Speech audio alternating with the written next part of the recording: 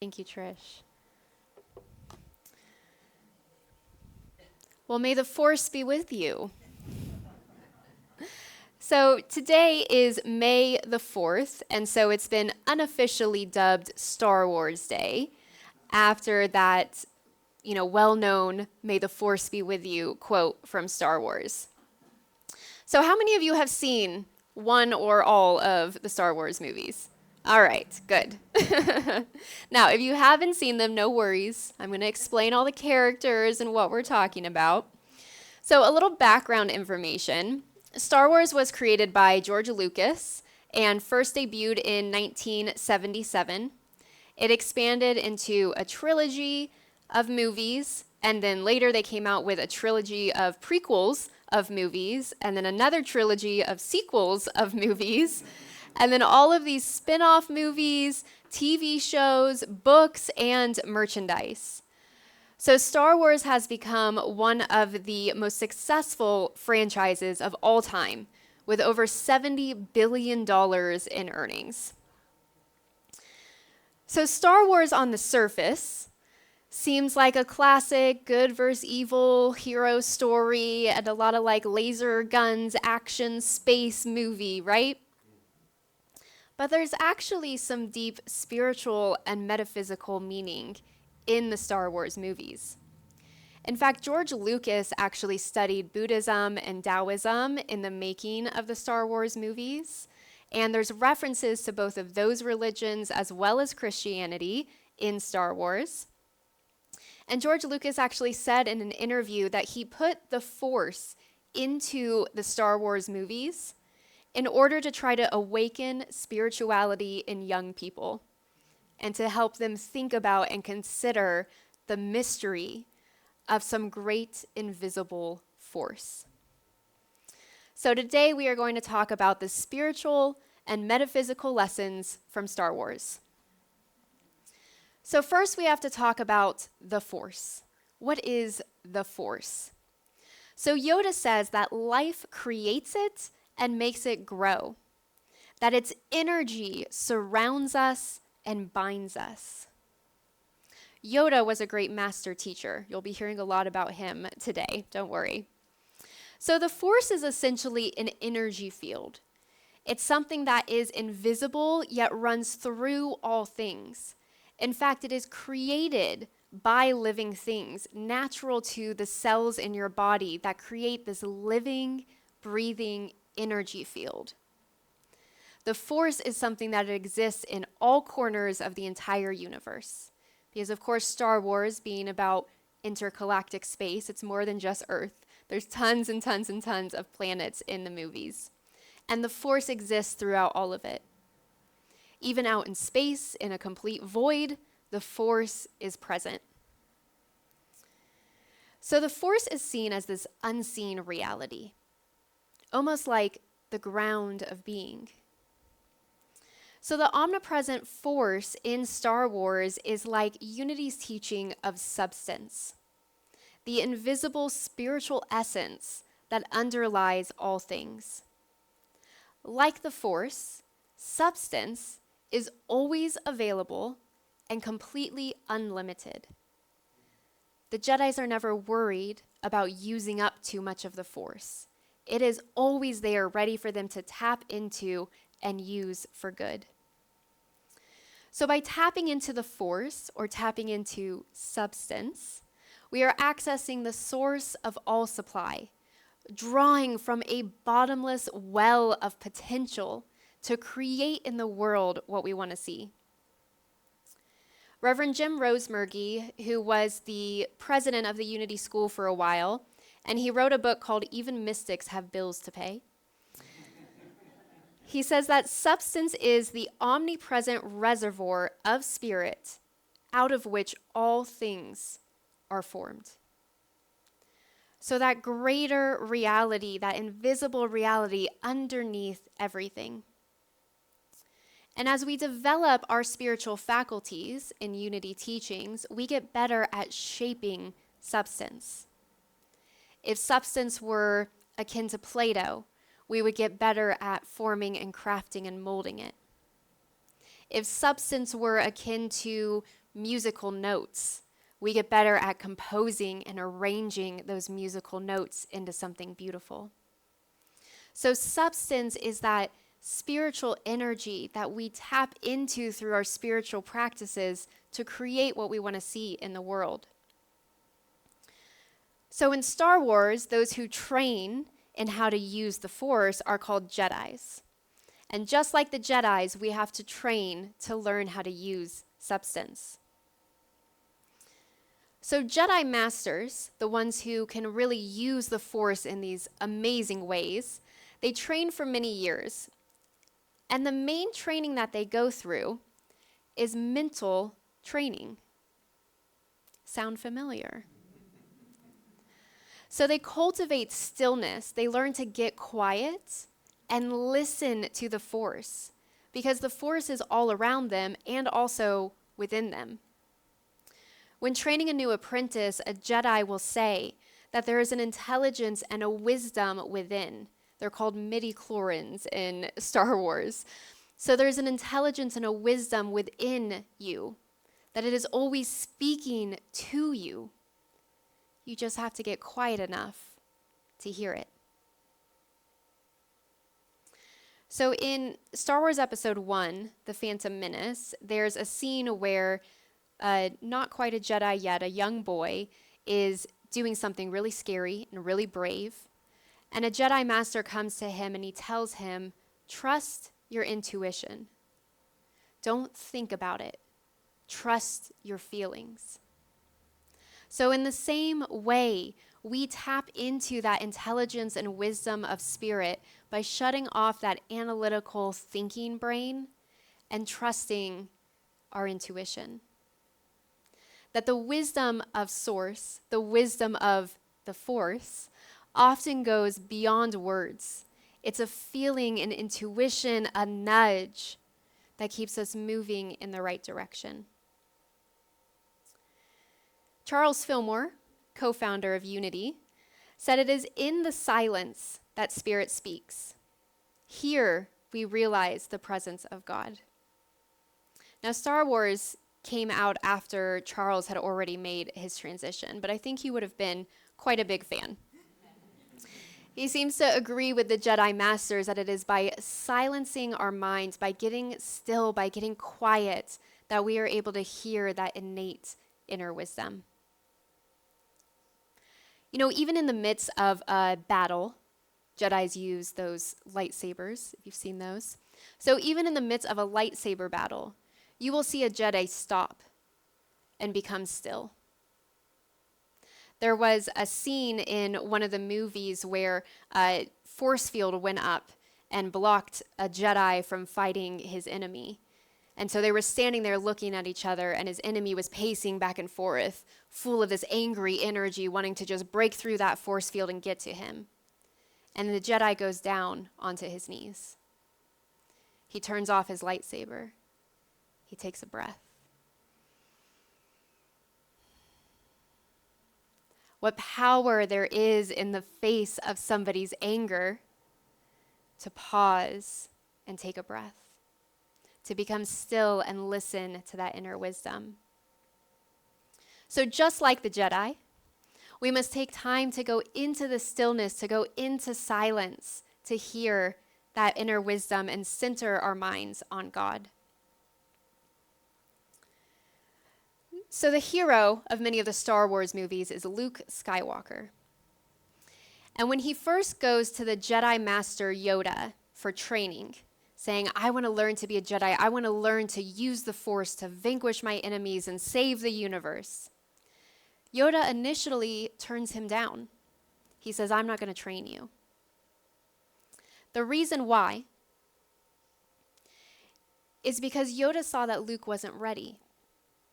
And the reason Yoda says you are not ready is because Luke is constantly looking towards the future. Yoda says all his life, okay, now if you don't know this, Yoda speaks weird, so, okay. Mixes up nouns and verbs in different orders. Yoda says all his life he has looked away to the future, to the horizon, talking about Luke.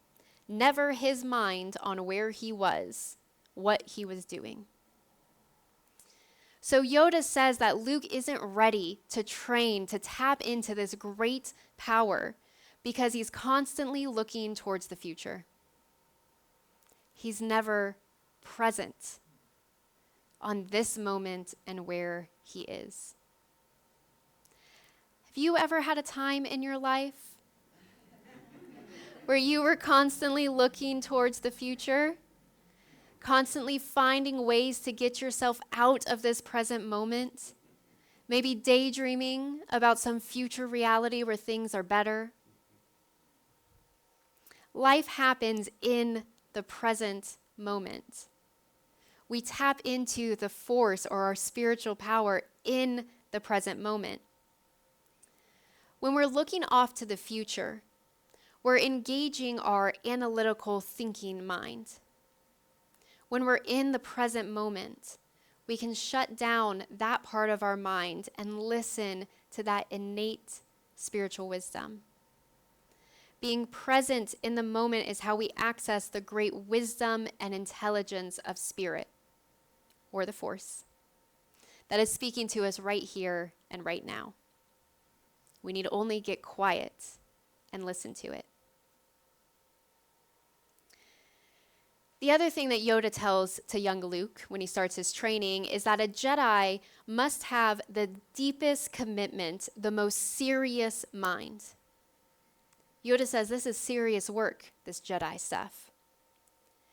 It reminds me of the letter to the Philippians that the Apostle Paul wrote in the Bible, where he calls us to be in full accord and of one mind. Metaphysically, it's calling us into an alignment with divine mind, to recognize our oneness with each other and with God, our oneness with all. To be of one mind, to be single-minded in our pursuit of truth means I'm serious about it. I work on it every day, on aligning myself with that greater wisdom and intelligence of the divine.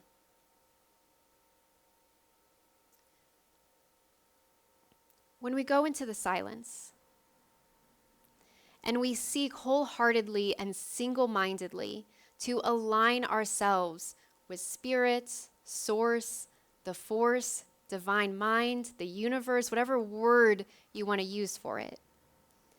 When we sit in quiet and try to align ourselves with that, sometimes what happens is we get this little sprinkling of divine ideas. Sometimes it feels like a little nudge, something that pops into your mind, a tug of your intuition. Sometimes it happens in meditation, other times it's later that day. You ever experience that? All of a sudden you're driving and you're like, ooh, I should turn down this road. Or somebody pops into your mind and you think, oh, I should give them a call. Now, I don't know if this is true for you, but it's true for me, that sometimes when I get those little nudges, my thinking brain then turns on and starts trying to rationalize myself out of it. Anybody else? We don't trust ourselves. We don't trust that intuition. So our human intellect steps in and starts trying to question it. So there's this scene when Yoda is training Luke. And Luke has had a lot of success stilling his mind and tapping into the force. He can hold a handstand for longer than I think is humanly possible. Not only that, while he's holding his handstand, he is stacking rocks just using his mind. Pretty impressive. Then Yoda says, Luke, lift that spaceship. And Luke immediately says, no, that's impossible. Luke in this scene represents our limiting beliefs. Even having seen the evidence of the power of the force, Luke still has that limiting belief that, well, those are little rocks and this is big, so I can do that, I can't do this. Have you ever witnessed the power of spirit in your life? And then you doubt that it could do that too? So our limiting beliefs are what Charles Fillmore, co-founder of Unity, called error thoughts. They're anything that is not aligned with the capital T truth, the spiritual truth. So error thoughts are things that are rooted in fear, in lack, in separation from God. And they block the flow of our divine ideas. Limiting beliefs are what we use to stop our good that is wanting to pour into us from coming to us. Yoda says, many of the truths that we cling to depend on our point of view. It reminds me of the story of the blind man and the elephant. They want to know what an elephant is, so they all stand around one. One is touching the trunk, and so he says, oh, okay, an elephant's kind of like a snake. Another one is touching the leg of the elephant, and so he says, okay, it's kind of like a tree. Another is touching the side of the elephant and says, okay, an elephant is like a wall. Yet another is holding onto the tail and says an elephant's like a rope. Which one's right? All and none? So the truth depends on your point of view. It invites us into humility and curiosity to realize that we are limited by our human perception, by our human abilities, to really know the full truth. It teaches us to not be so hardened and so steadfast and clinging to those old limiting beliefs that aren't working for us anymore. Like that's the way things have always been. In fact, Yoda tells us you must unlearn what you have learned to use the Force. Clear out those limiting beliefs using a tool like denials and affirmations. So there's another character, Captain Han Solo, who is a great example of someone who overcomes limiting beliefs. There's a scene where he unexpectedly finds himself having to navigate this asteroid field, and it's a very precarious situation. And there's a droid, an AI robot, sitting behind him who can do math really quickly, being AI and everything. And the droid says, there is a very, very low possibility that we will survive this. And Han Solo famously says, never tell me the odds. He doesn't accept limiting beliefs, his own limiting beliefs, or the limiting beliefs that others try to place on him. He trusts his own inner guidance, not even relying on the computer system to help him steer, but his own intuition. And they survive, of course. So the droid in that scene represents that intellectual human mind, the one that's filled with reason and if this, then that, and tries to find the one true answer for everything. It's an important part of us, that part of our brain. But when it comes to following the nudges of spirit, to trusting our intuition, to tapping into that spiritual substance and doing more than our analytical brain thinks we're capable of, we've got to learn to silence that part that doubts, that worries, and that needs a scientific or probable answer, so that we can really lean into the truth that we feel and that we know. So when you're going to pursue something that's a little new or a little scary, or you're working on shifting something in your life and your brain starts to say, yeah, but you can't do that. You're not good enough to do that. You don't have the skills to do that. That's not really possible. That's woo-woo stuff. You can't, that's not going to work. Be like Han Solo. Never tell me the odds. Now, the last piece, metaphysical lesson, spiritual lesson that we learn from Star Wars is about good and evil. So like many movies, it seems to be this battle between good and evil, the light side of the Force and the dark side of the Force. But here's the thing. The dark side and the light side are coming from the same source. Which reminds me of our teaching in Unity that we don't believe that there is an independent evil power that is competing against the goodness of God. That there is one presence, one power active in the universe. So the Force in Star Wars, the Force itself is neither good nor bad. It just is.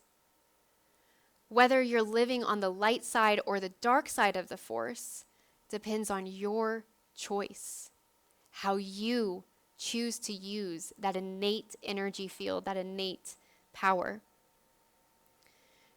Do you choose to use it for your own material, egocentric ends?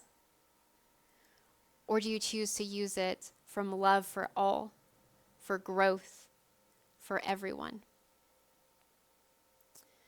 Charles Fillmore explains that the power of will, the power to choose, is one of our 12 spiritual faculties, and it's located in the center of our brain and associated with the disciple Matthew. He says that the right use of will involves a spiritualized will. That is, opening our human will up to be guided by divine wisdom and divine love. Yoda says, your path you must decide, and teaches a young future Jedi that fear is the path of the dark side. That fear leads to anger, anger leads to hate, and hate leads to suffering. Charles Fillmore, I think, would agree. He says, when the power of will acts in harmony with divine law, it is just and wise and brings forth righteous results. But when it acts from personal motives, it is unjust and leads to bondage and suffering. In the book of Matthew, chapter 6, verses 22 and 23, Jesus says, the eye is the lamp of the body. So if your eye is healthy, your whole body will be full of light. But if your eye is unhealthy, your whole body will be full of darkness. The word healthy in the original Greek means more like generous. And then your eye, of course, is your perception, your consciousness. So if I am generous with my perception, if I see goodness in the world, if I believe in the intrinsic goodness in all people, then my body will be full of light. But if my eye is stingy, if my perception sees and looks for the evil or the bad or all the things that are going wrong, or sees through that distorted perception of fear, then that leads to darkness. Fear, as both Yoda and Jesus say, leads to darkness. So one of my favorite scenes in the whole Star Wars franchise is when Luke is learning to use the Force, and he sees Yoda do something that Luke thinks is miraculous. It seems miraculous, it seems impossible. And in fact, that's what Luke says. He sees Yoda do this thing, he sees it with his own eyes, and he says, that's impossible. And Yoda responds, Luke says, I can't believe it. That's impossible. I can't believe it. And Yoda responds, that is why you fail. Because you can't believe. So we maybe instead be like the father in the book of Mark, who tells Jesus, I believe, but help my unbelief. Recognizing our power of faith and then our human tendency to doubt.